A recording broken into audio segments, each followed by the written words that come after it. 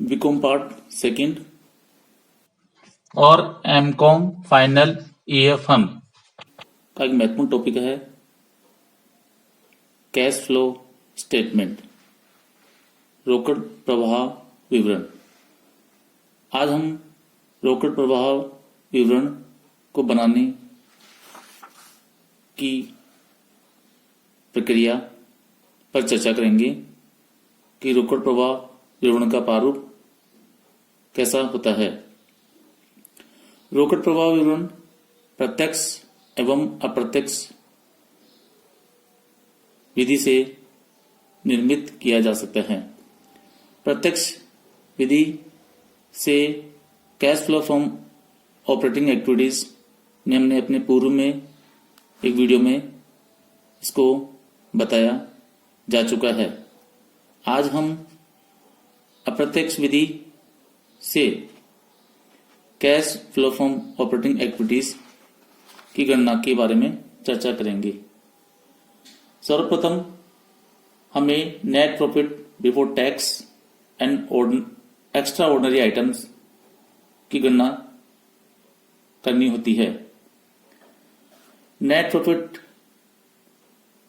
Before tax की गणना के लिए net profit of the year after appropriations में difference between the opening balance and closing balance of statement of P&L को add करते हैं। इसके अलावा इसमें transfer to reserves, all transfer to reserves from balance of statement of profit and loss को add करेंगे। इसके अतिरिक्त प्रपोज डिविडेंड जो करंट ईयर का है उसको भी हम ऐड करेंगे। इंटरिम डिविडेंड कोई है तो उसको भी हम लोग इसमें ऐड करेंगे। Provision for tax current year का है उसको भी हम लोग इसमें ऐड करेंगे। इसके बाद रिफंड ऑफ टैक्स जो credited to statement of profit and loss में है उसको हम लोग घटाएंगे। इस प्रकार हमें नेट प्रॉफिट बिफोर टैक्स प्राप्त होता है। अब हम इस नेट प्रॉफिट को कैश फ्लो स्टेटमेंट में दर्शाएंगे और इसमें नॉन कैश और नॉन ऑपरेटिंग आइटम्स का समायोजन करेंगे, जिसमें सर्वप्रथम जो डेप्रिसिएशन है, amortisation of intangible assets like goodwill, preliminary expenses, underwriting commissions, discount on issue of shares and debentures, इसको हम जोड़ेंगे। Provision for doubtful trade receivables हैं, ये भी इसमें ऐड होगा। फॉरेन एक्सचेंज गेन लॉस, ये एडजस्टमेंट करेंगे इसका। गेन या loss on sale of tangible fix assets, non current investments, इसका हम लोग एडजस्टमेंट करेंगे। इसके बाद में इंटरेस्ट पेड या रिसीव्ड, वो भी इसमें हम लोग एडजस्टमेंट करेंगे। डिविडेंड पेड या रिसीव्ड है उसको भी हम लोग यहाँ पर एडजस्टमेंट करेंगे। इसके बाद में रेंटल इनकम है वो भी इसमें दर्शाएंगे। इन सब से हमें operating profit before working capital changes प्राप्त होता है। अब हम वर्किंग करंट एसेट्स और करंट लायबिलिटीज में जो चेंजेस होते हैं उसका प्रभाव भी हम लोग यहाँ पर एडजस्टमेंट करेंगे।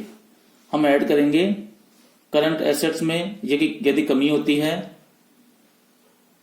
कैश और कैश इक्विवेलेंट्स को छोड़कर, जैसे ट्रेड रिसीवेबल्स हैं, इन्वेंट्रीज है, प्रीपेड एक्सपेंसेस है, एक्रूड इनकम है, इनको हम लोग यदि इनमें कमी होती है तो हम लोग इसको ऐड करेंगे।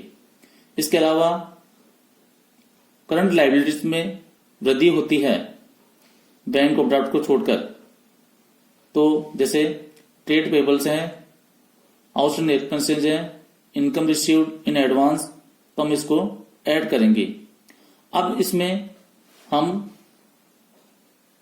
करंट एसेट्स में जो वृद्धि होती है excluding cash and cash equivalents को छोड़कर,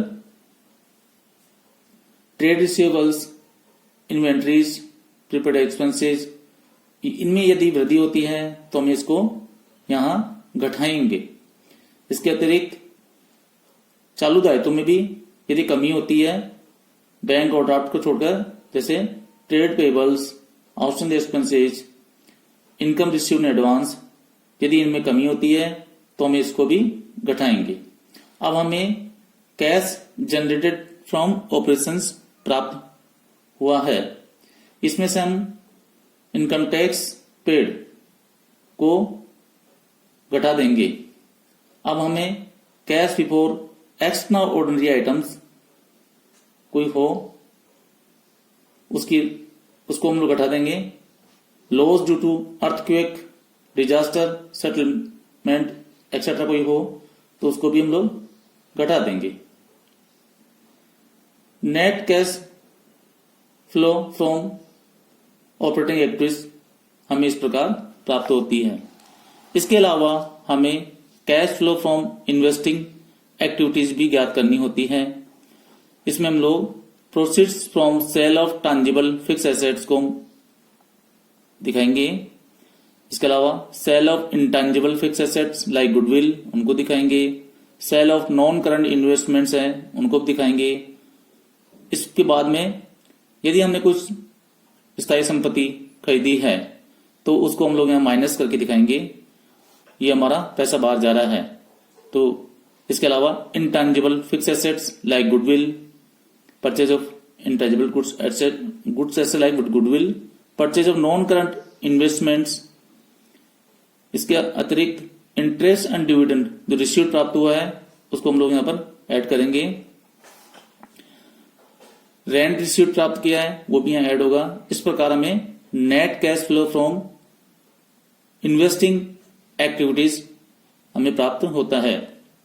अब इस कैश फ्लो स्टेटमेंट का third part cash flow from financing activities हमें ज्ञात करनी होती है।